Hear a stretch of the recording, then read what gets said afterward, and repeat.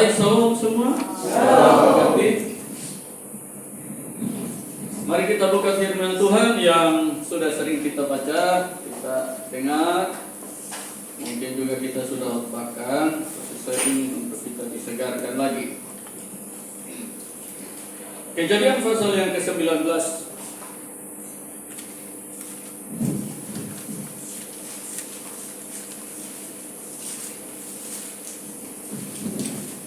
Dan 2 Petrus 3.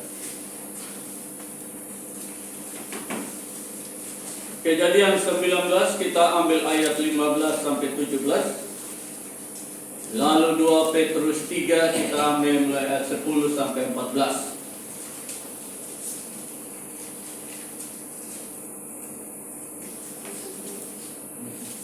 Kejadian 19 ayat 15 sampai dengan ayat yang ke-17. 2 Petrus 3 ayat 10 sampai 14. Baik, kalau sudah dapat kita akan baca berbalas-balasan. Di bawah tema Perjanjian Lama, Sodom dan Gomora dimusnahkan, Lot diselamatkan. Ketika ayat 15, ketika fajar telah menyingsing, kedua malaikat itu mendesak Lot supaya bersegera, katanya, bangunlah, bawalah istrimu dan kedua anakmu yang ada di sini, supaya engkau jangan mati lenyap karena kedurjanaan kota ini. 16. Ketika ia berlambat-lambat, maka tangannya, tangan istri dan tangan kedua anaknya dipegang oleh kedua orang itu, sebab Tuhan hendak mengasihi dia. Lalu kedua orang itu menuntunnya keluar kota dan melepaskannya di sana. Kita sama-sama ayat yang ke-17, 2, 3. Sesudah kedua orang itu menuntun mereka sampai keluar, berkatalah seorang, larilah, selamatkanlah nyawamu. Janganlah menoleh ke belakang dan janganlah berhenti dimanapun juga di lembah Yordan. Larilah ke pegunungan supaya engkau jangan mati lenyap.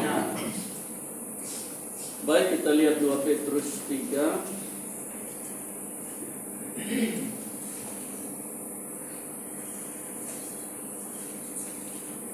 Dua Petrus pasal yang ke-3.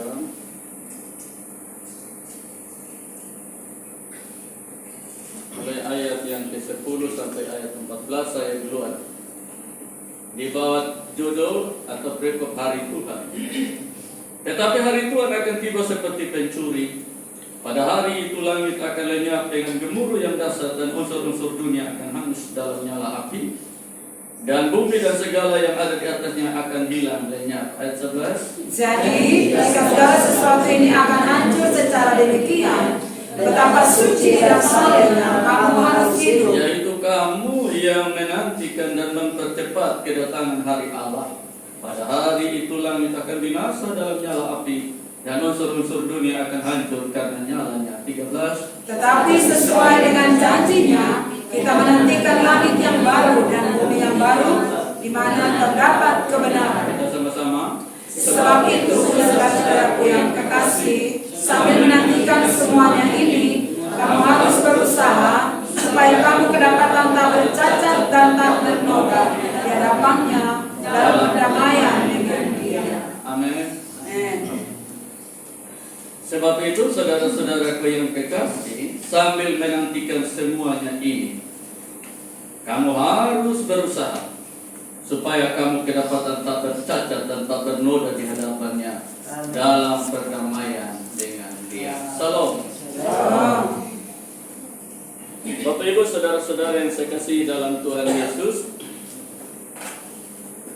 kita sama tahu bahwa dalam pengajaran Tuhan Yesus tentang kedatangan kerajaan Allah, Tuhan Yesus mengambil beberapa peristiwa dalam Perjanjian Lama sebagai pembelajaran, yaitu pada zaman Nuh dan zaman Lot.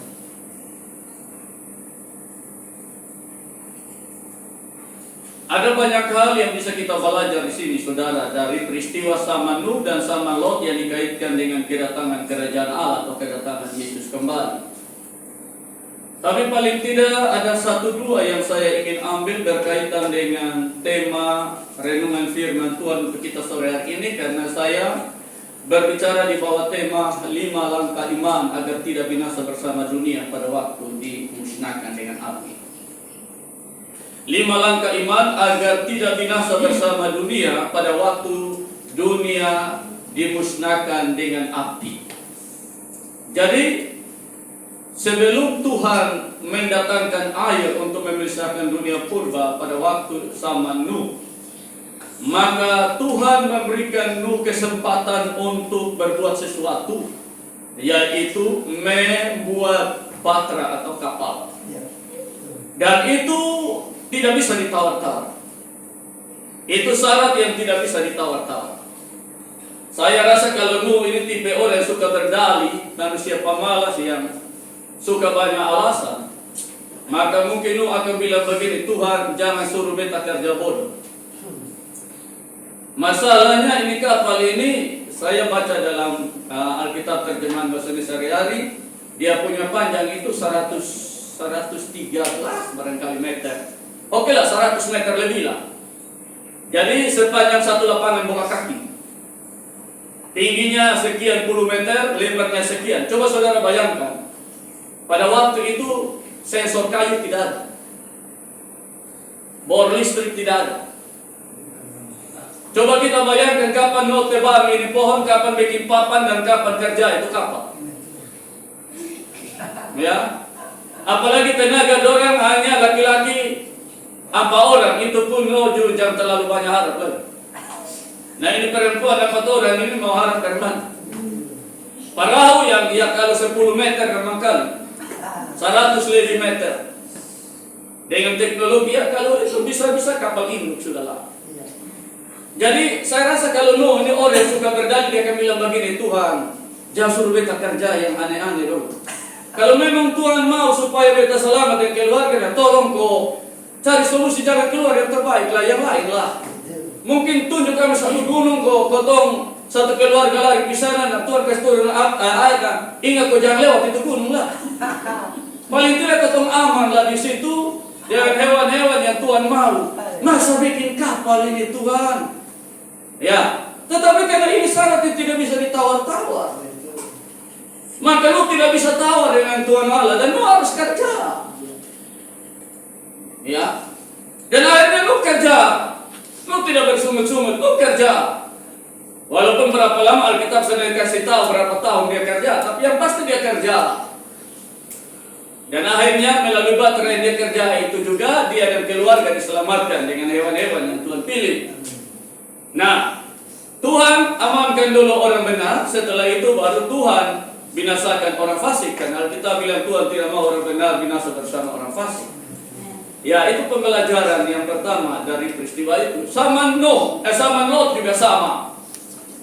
Jadi Tuhan setelah binasakan bumi dengan air, Tuhan berfirman, berjanji dia tidak akan binasakan bumi dengan air.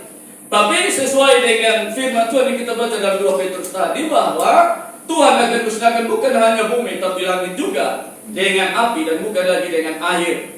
Ya, dan peristiwa Sodom dan Gomora diangkat oleh Yesus sebagai pembelajaran untuk peristiwa itu, di mana sebelum api itu turun, Tuhan amankan dulu orang percaya, orang yang berkenan di hati Tuhan pada waktu itu, dan setelah itu baru api turun dan musnahkan mereka. Dan sama seperti Tuhan memberikan syarat mutlak kepada Nuh yang tidak bisa ditawar-tawar, maka Tuhan juga kasih syarat itu kepada Lot dan istri anak. Ya, yang tidak bisa ditawar. Memang nanti ada satu poin, itu satu langkah itu ada tawaran. Tapi itu juga ada pembelajaran iman yang nanti sebentar kita belajar. Jadi setelah malaikat ini tarik mereka keluar dari kota Sodom, maka malaikat ini bilang, lari, selamatkan nyawa, jangan menoleh ke belakang, jangan berhenti di mana pun lembah Yordan, dan lari ke pegunungan supaya engkau tidak tersusul bencana atau binasa.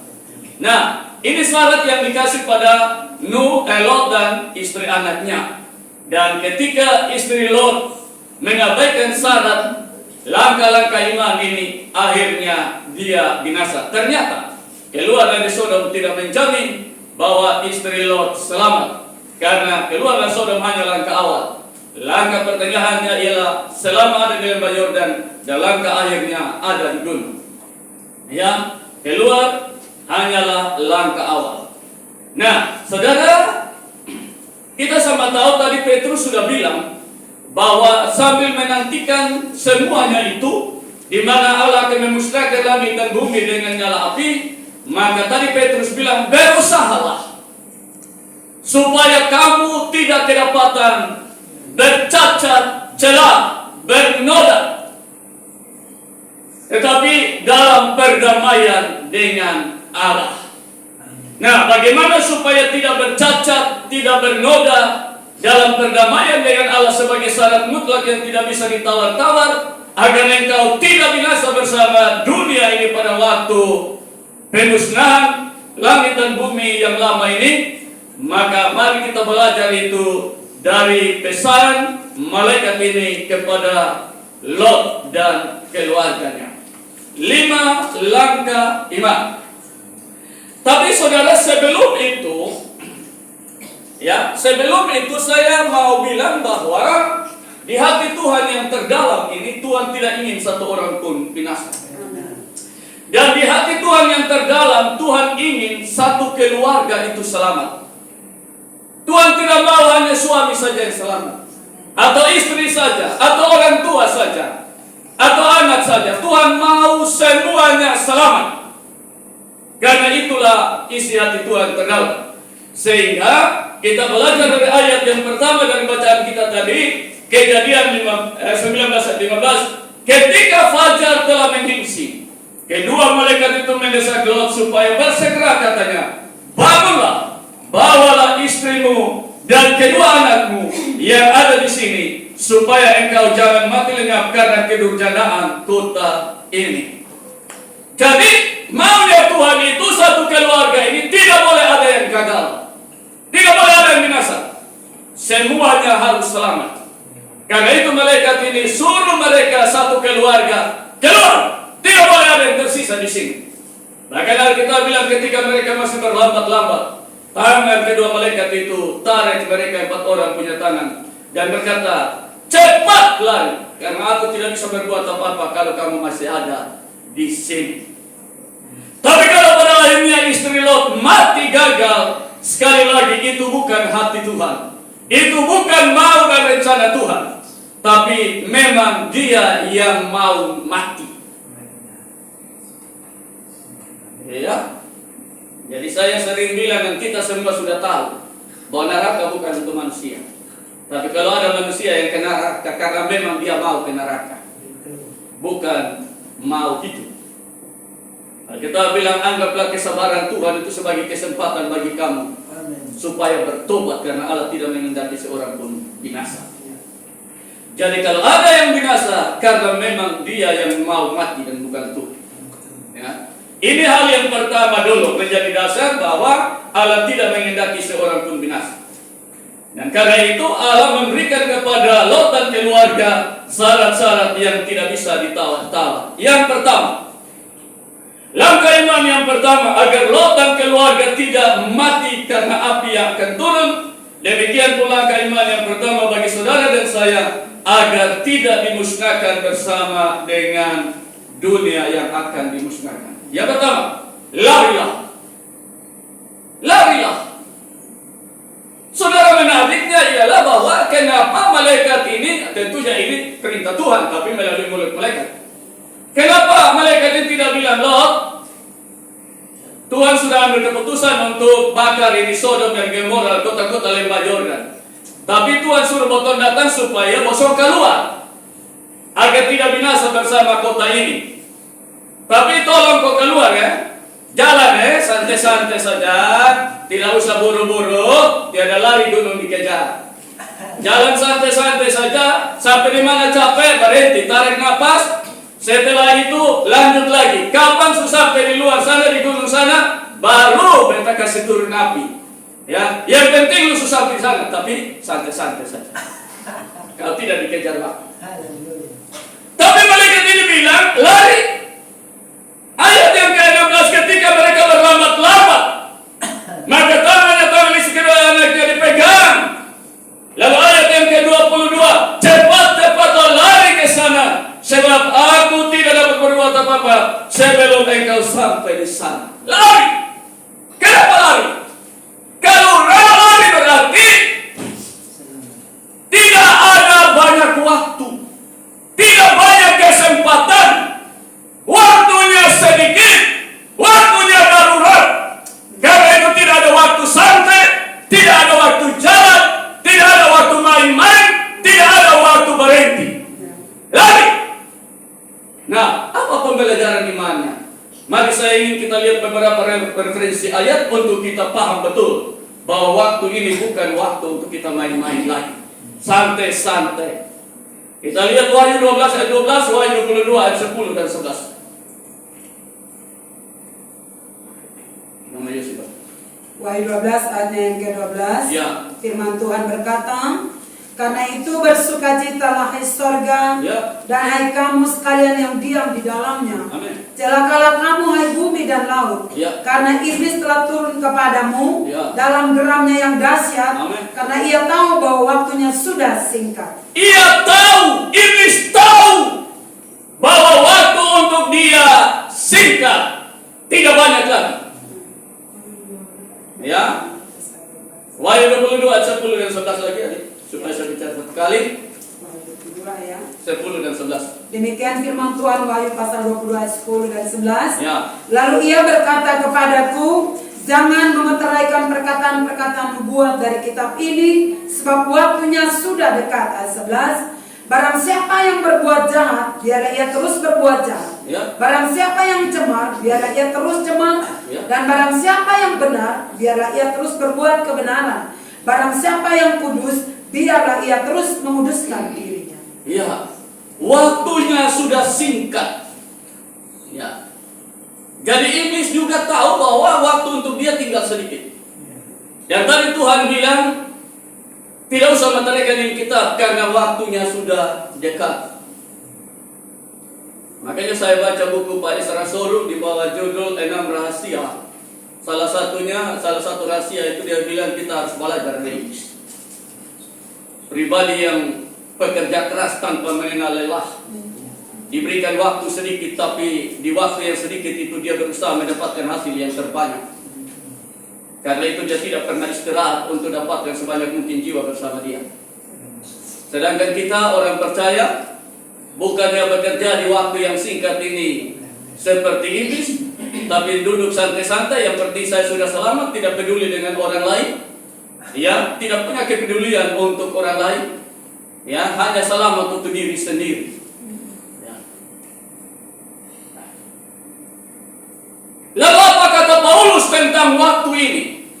Mari kita lihat 1 Korintus 7 ayat 26. Apa kata Paulus? Iblis tahu bahwa waktunya singkat, dan Tuhan juga bilang bahwa waktunya sudah dekat. Paulus bilang apa? 1 Korintus 7 ayat 26. Demikian firman Tuhan, aku berpendapat bahwa mengingat waktu darurat sekarang,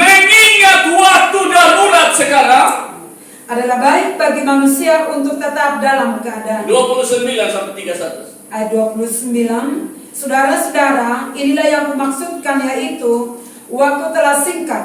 Karena itu dalam waktu yang masih sisa ini, orang-orang yang beristri haruslah berlaku seolah-olah mereka tidak beristri. Ya. Dan orang-orang yang menangis seolah-olah tidak menangis. Ya. Dan orang-orang yang bergembira seolah-olah tidak bergembira. Ya. Dan orang-orang yang membeli seolah-olah tidak memiliki apa yang mereka beli. Ya. Pendeknya, orang-orang yang mempergunakan barang-barang duniawi seolah-olah sama sekali tidak mempergunakannya. Amin. Sebab dunia seperti yang kita kenal sekarang akan berlalu. Ya.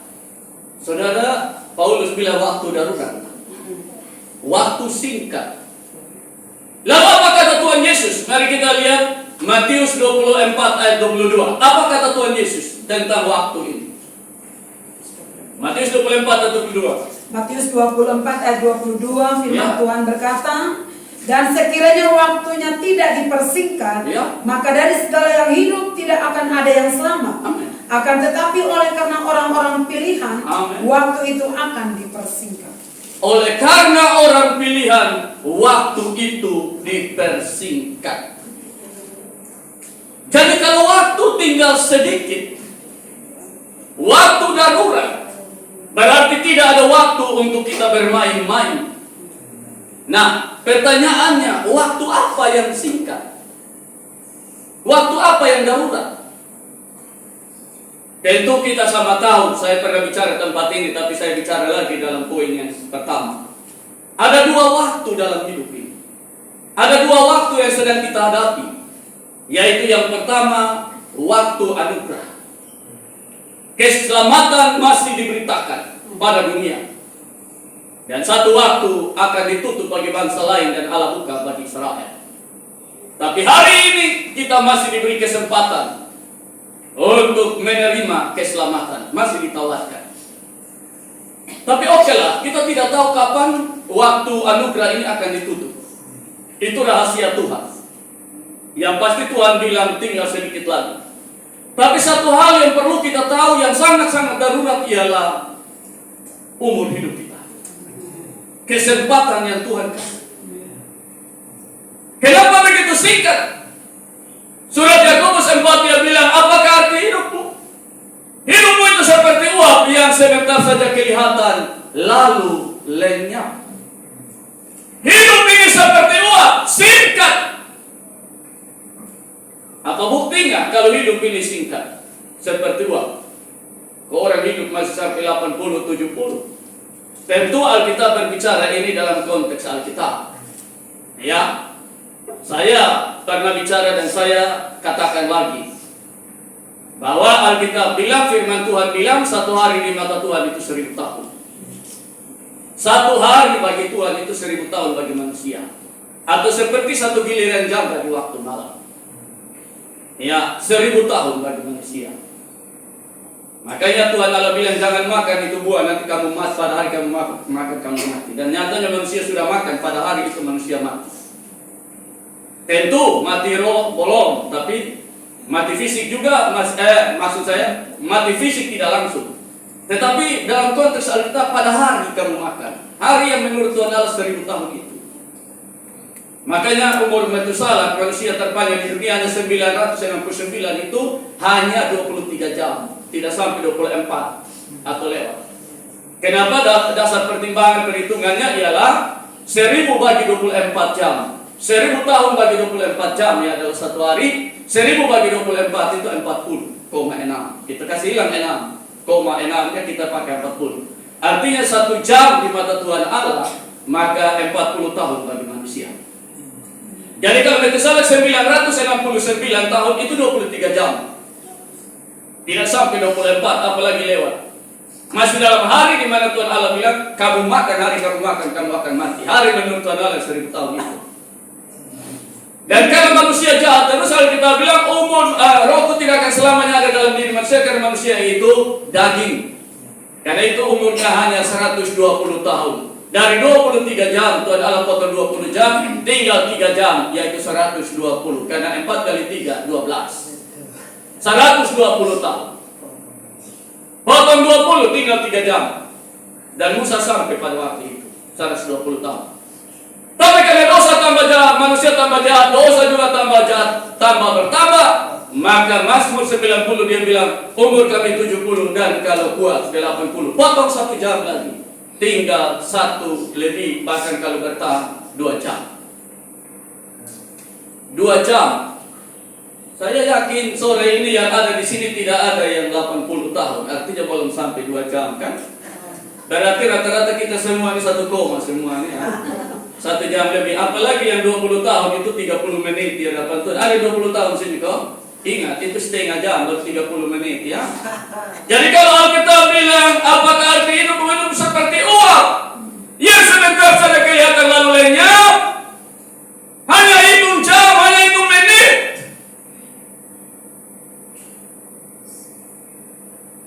Lalu coba saudara dan saya bayangkan, saya ini sekarang sudah 56. Andaikan kalau Tuhan izinkan saya sampai 70, berarti saya jalan di sisa berapa? 14. Itu pun kalau sampai 70.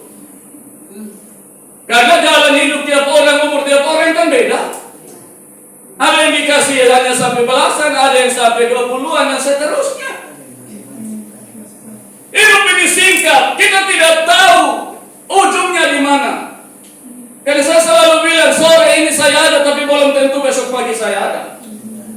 Mengingat waktu darurat, Allah memberikan kita kesempatan, tapi kita sendiri tidak tahu kesempatan itu sampai kapan selesai. Maka Tuhan mau supaya kita jangan buang-buang waktu. Lari, kejar.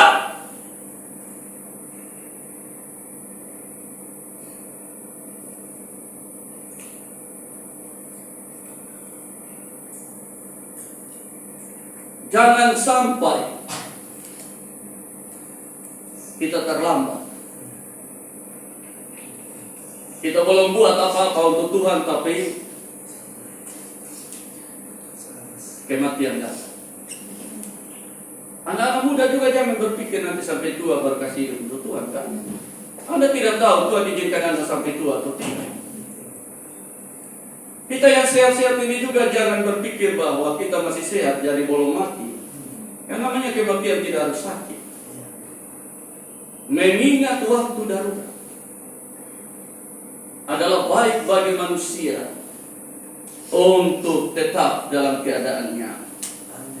Ya, kita sudah lari, usahakan supaya terus berlari. Kita sudah kerja terus untuk Tuhan.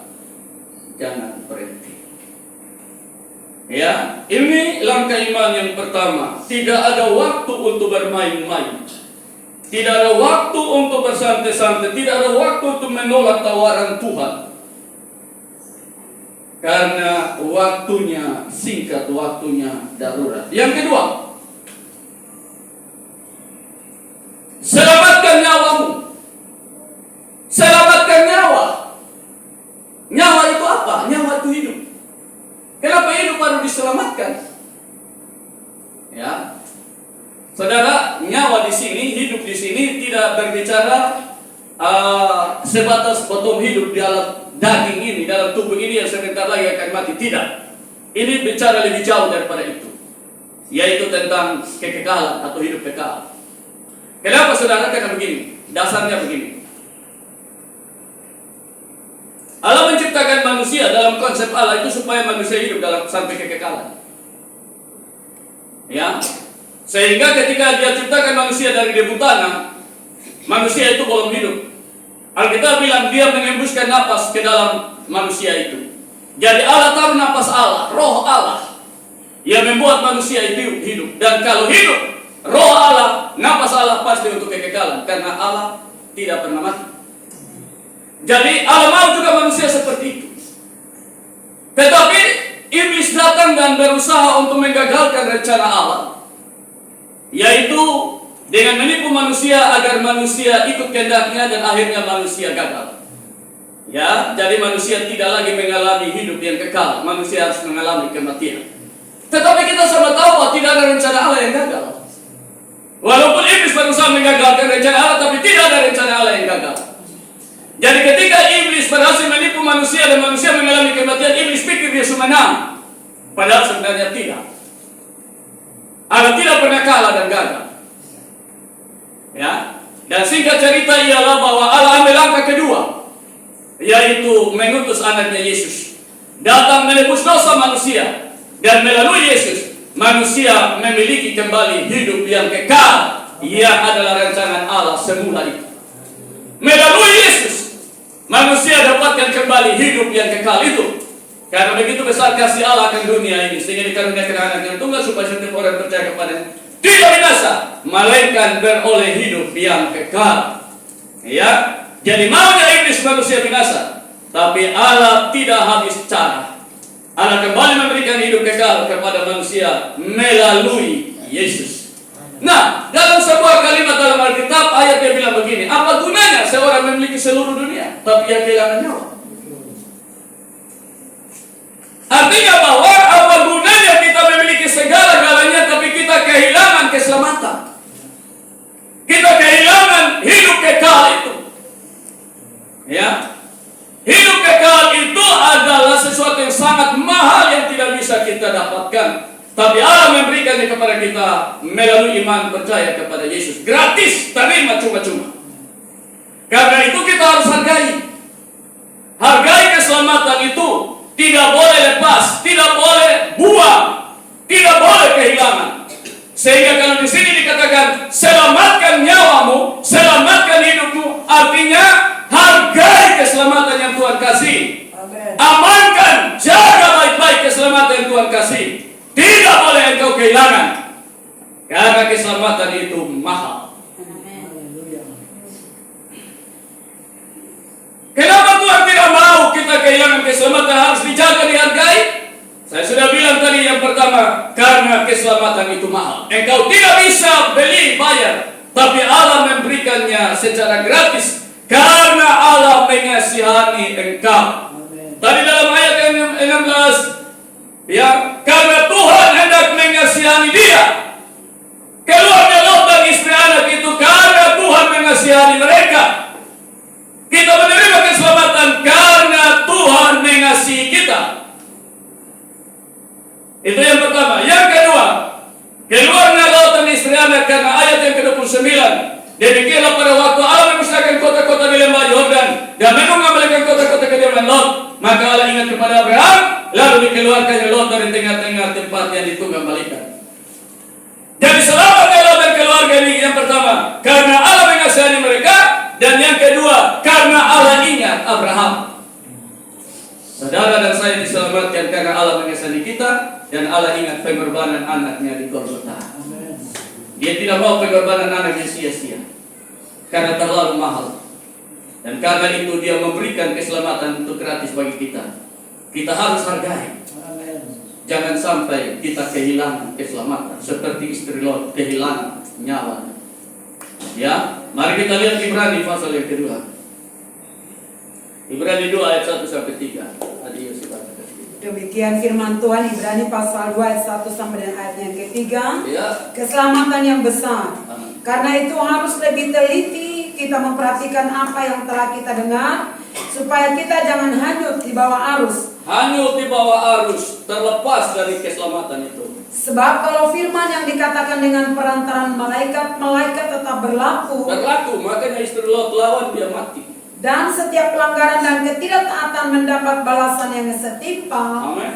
Bagaimanakah kita akan luput jikalau kita menyia-nyiakan keselamatan yang sebesar itu, Ya. yang mula-mula diberitakan oleh Tuhan dan oleh mereka yang telah mendengarnya kepada kita dengan cara yang dapat dipercayai.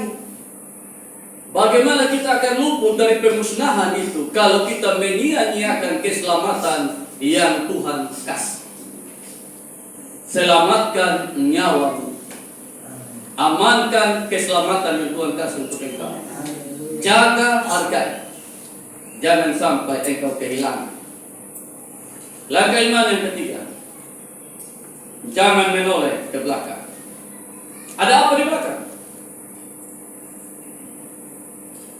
Ada apa di belakang? Kalau Tuhan bilang jangan menoleh ke belakang. Ada Sodom. Apa itu Sodom? Dunia kejahatan.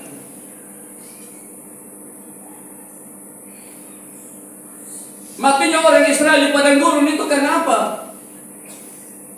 Ingin kembali ke Mesir. Ada apa di Mesir?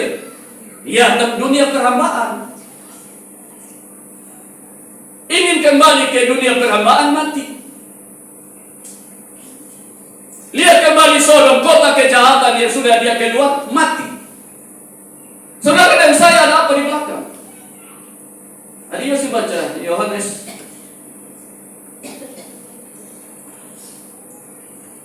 Yohanes 15 ayat 19. Yohanes pasal 15 ayatnya yang ke-19. Ya. Demikian firman Tuhan. Sekiranya kamu dari dunia, Ya. tentulah dunia mengasihi kamu sebagai miliknya. Amin. Tetapi karena kamu bukan dari dunia, Ya. melainkan aku telah memilih kamu dari dunia. Aku telah memilih kamu dari dunia. Tuhan telah membawa Lot dan keluarga dari Sodom. Tuhan sudah bawa Israel keluar dari Mesir. Tuhan sudah bawa saudara dan saya dari dunia. Sebab itulah dunia membenci kamu. Kalau kita lihat dalam pasal 17 lagi ayat yang ke-14, 16 sama. Mereka bukan dari dunia, sama seperti aku bukan dari dunia.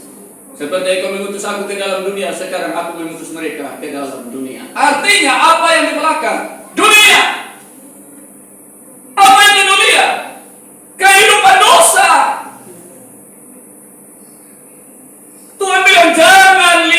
ke belakang. Jangan lihat kehidupan duniawi lagi. Tapi Roma 12 ayat 2 dia bilang, jangan menjadi serupa dengan dunia. Itu ayat 1. Jangan menjadi serupa dengan dunia. Kenapa jangan serupa dengan dunia? Karena engkau bukan lagi dari dunia. Lalu di dalam Kolose 3 ayat 5, karena itu matikanlah dalam dirimu segala sesuatu yang duniawi. Ya. Jangan lihat belakang.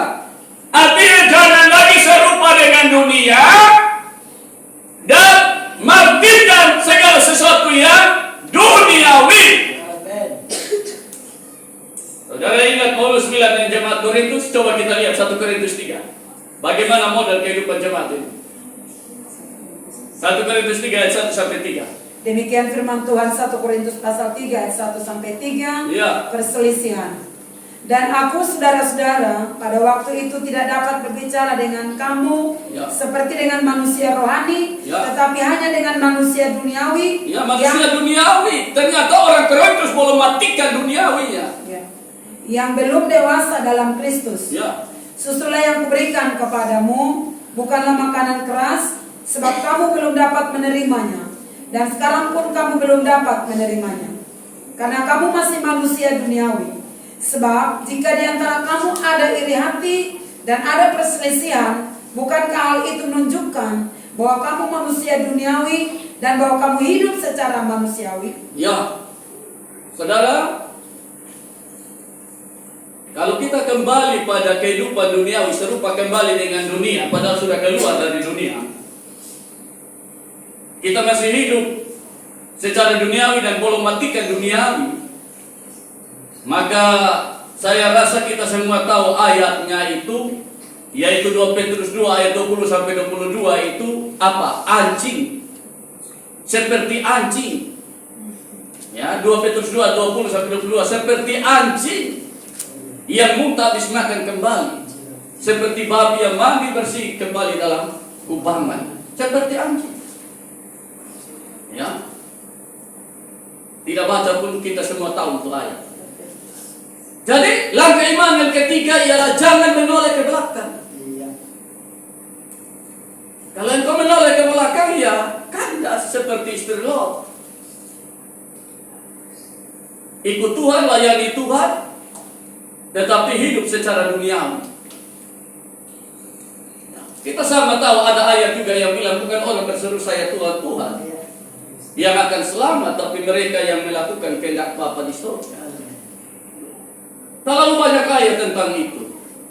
Kita sudah keluar dari dunia, tapi kalau kita kembali serupa dengan dunia, maka sama seperti Alkitab bilang, kalau garam itu menjadi hambar, tidak ada lagi guna selain diinjak dan dibuang. Karena kita kehilangan identitas dan kita kehilangan rasa atau pengaruh. Jangan menoleh ke belakang.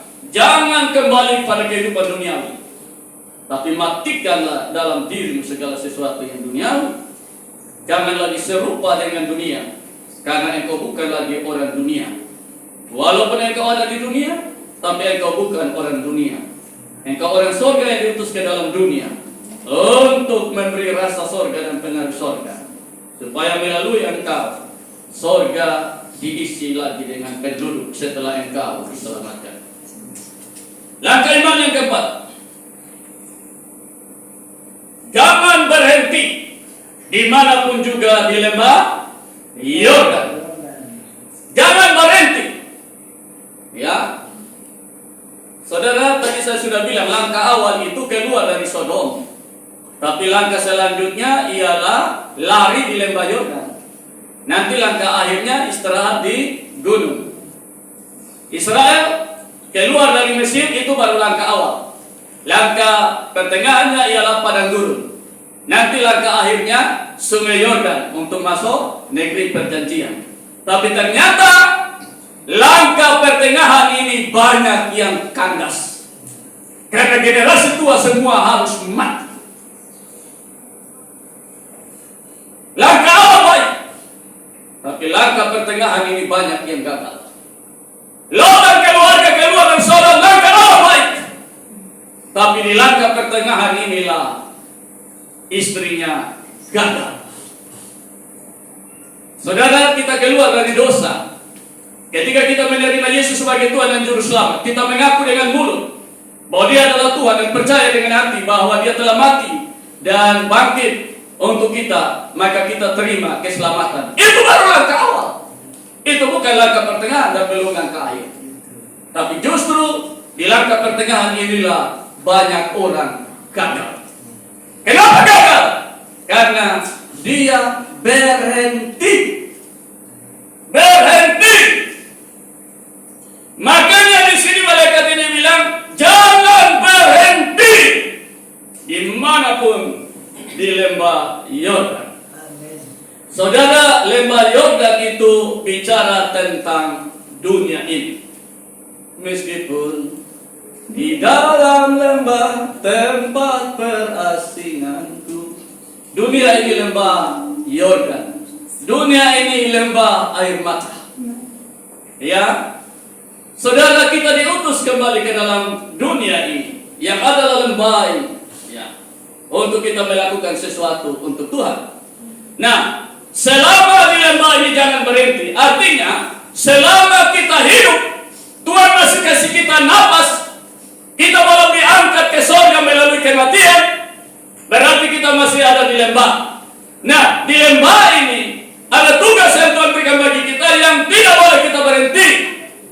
Ada hal-hal yang perlu kita kerjakan yang tidak boleh berhenti. Apa itu? Yang pertama, mari kita lihat Ibrani 10 ayat 24-25. Tidak boleh berhenti apa selama di lembah Yordan. Tidak boleh berhenti apa selama masih ada di dunia. Ibrani 10 ayat 24-25. Ibrani pasal 10 ayat 24 dan ayat yang ke-25.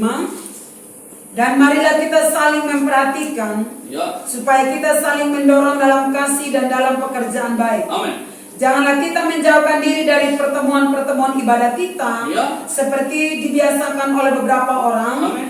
Tetapi marilah kita saling menasihati, Ya. dan semakin giat melakukannya, Ya. menjelang hari Tuhan yang mendekat. Semakin giat melakukannya menjelang hari Tuhan. Semakin giat melakukan apa tadi? Pertemuan ibadah. Jangan berhenti selama di lembah Yordan. Yang pertama, jangan berhenti ibadah. Kalau sudah berhenti ibadah itu berarti tanda-tanda di semua selesai. Ya, selesai maksud saya dia jadi mangsanya iblis. Kenapa? Karena dalam persekutuan seperti ini kita saling menguatkan satu dengan yang lain. Kita kuat, kita teguh. Ya. Dan iblis paling tidak suka lihat persekutuan orang percaya. Baik di gereja, baik di persekutuan dalam ibadah, iblis paling tidak suka. Kenapa? Karena dia tahu bahwa dalam persekutuan itu mereka kuat. Karena itu iblis punya jurus ialah dia menaburkan benih perpecahan, benih perselisihan, seperti di Korintus itu. Karena dengan benih perpecahan dan perselisihan itu, mereka akhirnya keluar dari itu persekutuan. Dan ketika keluar dari persekutuan, iblis ambil kesempatan. Karena Alkitab bilang dia seperti singa yang mengaum-ngaum, dia jalan kian kemari, cari orang yang dapat dia telan. Orang yang bagaimana yang bisa dia telan? Orang yang keluar dari sebuah persekutuan, yang keluar dari perlindungan, dari kekuatan. Saya sering angkat contoh toh, kalau saudara punya channel National Geographic itu, lihat dunia satwa itu, singa kalau mau makan itu hewan, kerbau-kerbau liar itu dia paling takut kalau ada dalam kawanan. Karena dia hitung-hitung juga kalau dia tulang berapa kuat kalau ini kerbau injak. Jadi bagaimana supaya dia tidak mati kelaparan, dia dapat makan ya? Salah satu caranya ialah dia kasih kacau itu kawanan.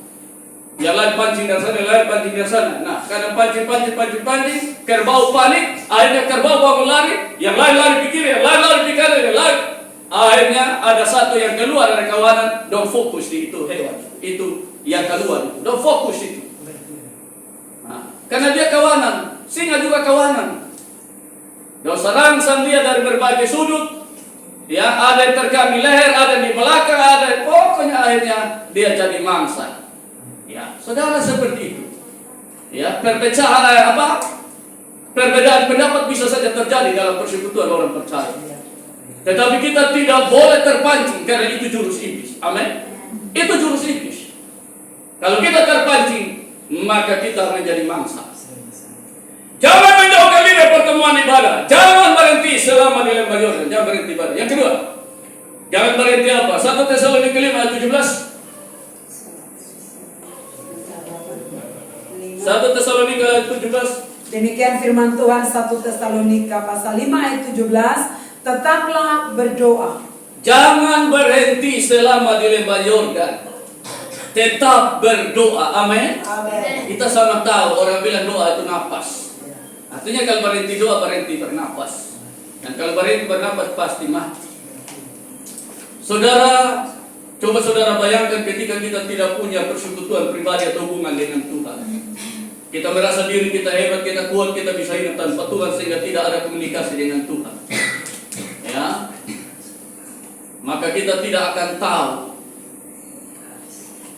apa maunya Tuhan. Saudara, ingat Yesus berdoa di Getsemani. Ketika dia berdoa, Tuhan mengutus seorang malaikat datang menopang dia dalam pergumulan yang berat, sehingga dia kuat. Makanya Tuhan Yesus bilang berjaga-jaga dan berdoa. Roh berkehendak tapi tubuh lemah. Murid-murid tidak berjaga-jaga, tidak berdoa, akhirnya jatuh. Saudara, jangan berhenti berdoa. Ayat 18. Ayat yang ke-18, Ya. mengucap syukurlah dalam segala hal, Ya. sebab itulah yang dikehendaki Allah di dalam Kristus Yesus bagi kamu. Jangan berhenti mengucap syukur dalam segala hal. Sebab kalau berhenti mengucap syukur, orang percaya berhenti mengucap syukur, berarti yang ada ialah pengeluhan dan sungut-sungutan. Karena lawan dari mengucap syukur ialah mengeluh dan bersungut-sungut. Dan akibat dari mengeluh dan bersungut-sungut ialah mati. Israel mati karena mengeluh dan bersungut-sungut, tidak tahu bersyukur. Sepanjang perjalanan hidup hanya mengeluh. Ya, jadi jangan berhenti dimanapun di lembah Yordan. Yang pertama, jangan berhenti beribadah sebagai orang percaya. Jangan berhenti berdoa. Jangan berhenti mengucap syukur. Yang berikut, 1 Timotius 4 ayat 13, jangan berhenti apa? 1 Timotius 4 ayat 13. 13, demikian firman Tuhan. Ya. 1 Timotius pasal 4 ayat yang ke-13. Ya. Sementara itu, sampai aku datang, Ya. bertekunlah dalam membaca kitab-kitab suci, Amin. dalam membangun dan dalam mengajar. Jangan berhenti baca firman Tuhan. Jangan berhenti dengar firman Tuhan. Jangan berhenti percakapkan firman Tuhan. Jangan berhenti melakukan firman Tuhan. Karena Injil itu kekuasaan Allah. Manusia hidup bukan dari roti saja, tapi dari firman yang keluar dari mulut Allah. Kalau lu berhenti makan berarti itu siap-siap mau mati sudah. Memang tidak langsung mati juga. Orang berhenti makan tidak langsung mati. Tapi dampak dari tidak makan itu ialah satu, lapar. Yang kedua, badan lemah. Yang ketiga, tak berdaya. Dan iblis mau begitu. Ya, iblis mau. Makanya dalam firman Tuhan, ketika Yesus berpuasa lapar, datanglah si pencoba itu. Karena si pencoba tahu waktu yang tepat kasih jatuh orang percaya ialah ketika dia lapar. Kenapa dia lapar? Karena tidak kasih makan roh dan jiwanya. Apa? Firman Tuhan. Maka dia lemah. Ya, dan itu saat yang paling bagus kasih jatuh orang percaya, yaitu ketika dia tidak kasih makan roh jiwanya dengan firman Tuhan. Makanya firman Tuhan tadi, sambil menanti sampai aku datang, jangan berhenti membaca kitab suci.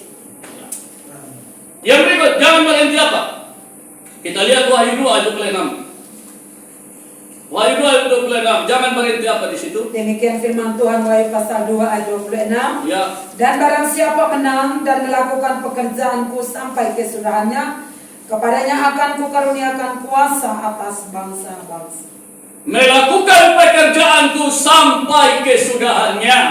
Jangan berhenti melayani Tuhan. Amin. Amin. Jangan berhenti melayani pekerjaan Tuhan. Hendaklah engkau setia. Lakukan itu terus. Rohmu menyala-nyala dan layanilah. Jangan berhenti pelayanan. Ya, kalau sudah berhenti pelayanan berarti pensiun. Dan itu ya iblis mau. Artinya lu berhenti bersaksi itu ya.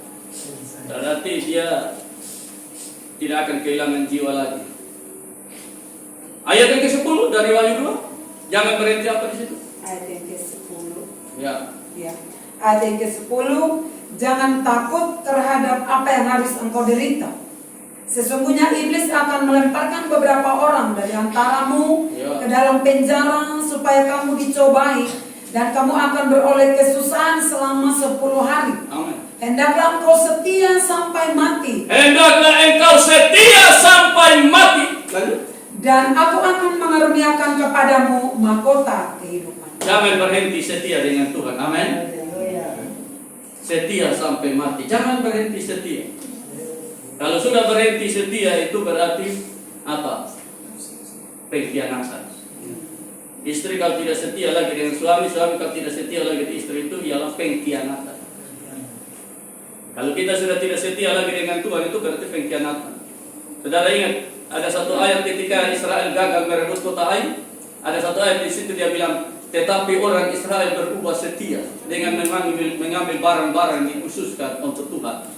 Ketika mereka berubah setia, maka pengkhianatan terjadi, yaitu mengambil barang-barang yang khusus untuk Tuhan. Dan dampaknya ialah gagal merebut kota Ai. Yang ada hanya kegagalan ketika pengkhianatan itu terjadi.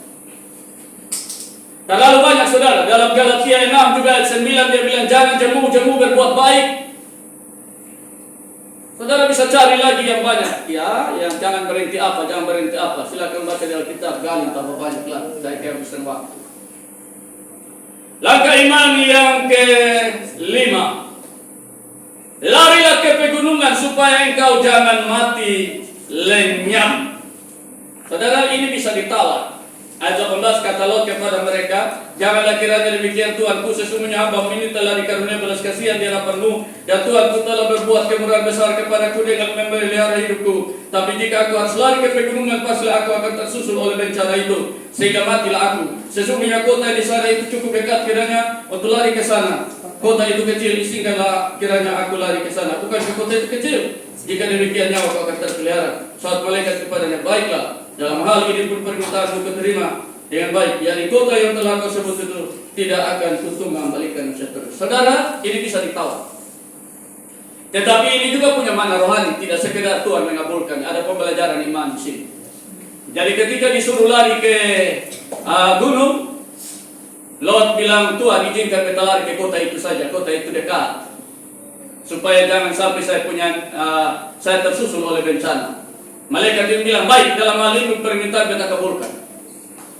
Jadi kota itu yaitu Soar. Saya tidak jadi tunggang balikan. Kau boleh lari ke sana. Tapi ingat tujuan akhir itu gunung dan bukan Soar. Soar hanya tempat istirahat sementara. Dan kita baca selanjutnya nanti, setelah selanjutnya Lot tidak tinggal di Soar, tapi dia pergi tinggal di gunung, di satu gua bersama anak-anaknya di sana. Ini punya pembelajaran iman. Pembelajaran imannya bagaimana? Mari kita lihat itu di dalam Mazmur 62. Mazmur 62. Ada yang baca ke kita ayat 2 sampai 3, 7 sampai 9. Demikian firman Tuhan, Mazmur 62 ayat 2 sampai 3. Hanya dekat Allah saja aku tenang, daripadanya lah keselamatanku. Amin. Hanya dialah gunung batuku dan keselamatanku. Iya. Kota bentengku aku tidak akan goyah. Amin. Ayat yang ke-7, Ya. hanya dialah gunung batuku dan keselamatanku, kota bentengku aku tidak akan goyah. Ayat 8, pada Allah ada keselamatanku dan kemuliaanku, gunung batu kekuatanku, tempat perlindunganku ialah Allah. Ayat 9. Ayat yang ke-9. Saudara perhatikan ayat 9. Ya. Percayalah kepadanya setiap waktu, hai umat. Amin. Curahkanlah isi hatimu di hadapannya. Allah ialah tempat perlindungan kita. Ya, saudara, arah larinya Lot dan keluarga ini ke gunung, tapi karena gunung terlalu jauh, maka Tuhan izinkan dia ke kota Soar. Tadi pemazmur bilang, Tuhan ialah gunung batuku dan kota benteng. Dua tempat yang sama, gunung batu, kota benteng.